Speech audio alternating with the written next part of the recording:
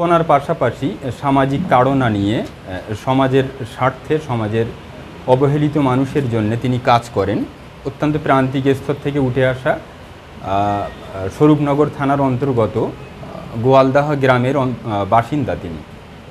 তো তিনি কলকাতাতে সেন্ট জেভিয়ার্সে অধ্যাপনার পাশাপাশি গ্রামের মাটির টানে বিভিন্ন সময় তার কর্মজীবনের ফাঁকে যতটুকু সময় পান এসে গ্রাম গঠনে সমাজ সংস্কারে বিভিন্ন উদ্যোগ নিয়ে থাকেন। মানুষের সুখ দুঃখের কাজ করেন, বিভিন্ন সময়ে মজলুম দরিদ্র মানুষের বিভিন্ন অভাব অভিযোগকে ঘোচানোর চেষ্টা করেন। এটা রবিউল স্যারের সোশ্যাল অ্যাক্টিভিটির ইতিহাস বলা যেতে পারে। ঘটনাটা ঘটেছে ঈদের দিন, যেটা খুশির ঈদ। যে খুশির ঈদের সন্ধ্যাবেলা রবিউল ইসলাম সাহেবের নিজ গ্রাম গোয়ালদাহে যে অনাকাঙ্ক্ষিত ঘটনাটা ঘটেছে সেই বিষয়ের ব্যাকগ্রাউন্ডটা আমি একটু উল্লেখ করতে চাই। আপনারা শুনেছেন যে রবিউল ইসলাম সাহেব প্রতিবাদী একজন মুখ, বিভিন্ন অন্যায়ের বিরুদ্ধে তিনি সবসময় সোচ্চার হয়েছেন, নিজের অবস্থান স্পষ্ট করেছেন দুর্বৃত্তদের বিরুদ্ধে। আমি জাস্ট এক মাস আগের কথা যদি বলি, অনেক ঘটনায় আছে, এত কিছু বললে সময় অপচয় হবে।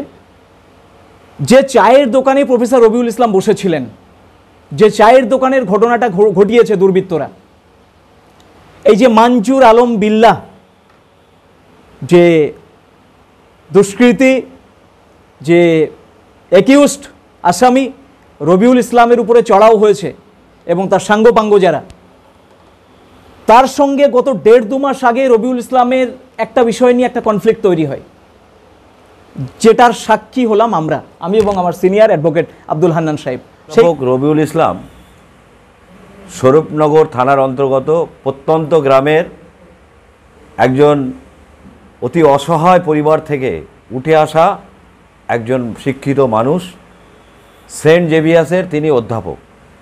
আমরা দেখেছি যারা এরকমভাবে উঠে আসে তারা শহর কেন্দ্রিক হয়ে যায়, তারা মূল সমাজ থেকে দূরে সরে যায়। কিন্তু অধ্যাপক রবিউল ইসলাম একটা অনন্য অসাধারণ মানুষ। তিনি মূল স্রোতের মানুষগুলোকে নিয়ে একসঙ্গে থাকতে চান। সেজন্যে তিনি ঈদের দিন দেশের মাটিতে ঈদ করলেন, নামাজ পড়লেন। তার সেই দেশের মাটিতে সেই ভাইয়েরা, সেই চাচারা, তাদের সঙ্গে মিলেমিশে সৌহার্দ্যের বার্তা, বন্ধুদের সঙ্গে সৌহার্দ্যের বার্তা তিনি ছড়িয়ে দিলেন। সন্ধ্যাবেলা তিনি স্থানীয় একটা চায়ের দোকান, আমরা সোশ্যাল মিডিয়াতে দেখলাম যে আমাদের অন্যতম শ্রদ্ধেয় অধ্যাপক ডক্টর রবিউল ইসলাম আক্রান্ত হলেন।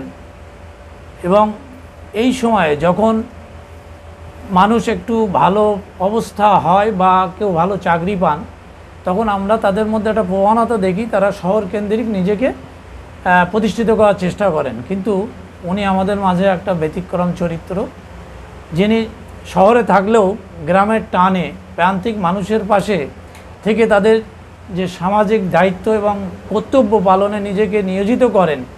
কিন্তু এটা অত্যন্ত দুর্ভাগ্যের যে আমাদের সমাজের মধ্যে কিছু অ্যান্টি সোশ্যাল বা সমাজ বিরোধী মানুষ, যারা নিজেদের স্বার্থকে চরিতার্থ করার জন্যে এই ধরনের সম্মানীয় ব্যক্তিদেরকে শারীরিকভাবে নিগ্রহ করতে দ্বিধাবোধ করেন না, সেরকম সমাজ সত্যিই আমাদের জন্য অশনি সংকেত বটে।